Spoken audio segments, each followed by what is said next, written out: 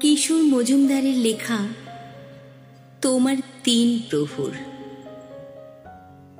চুলে লেগেছিল বৃষ্টির ফোঁটা কত, সেদিন তোমার নাম রেখেছি জুঁই।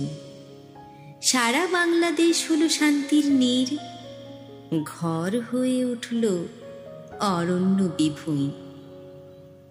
ঝাল লেগেছিল ফুচকা খেতে গিয়ে, হাত ঝেড়ে খুশির চোখে জল।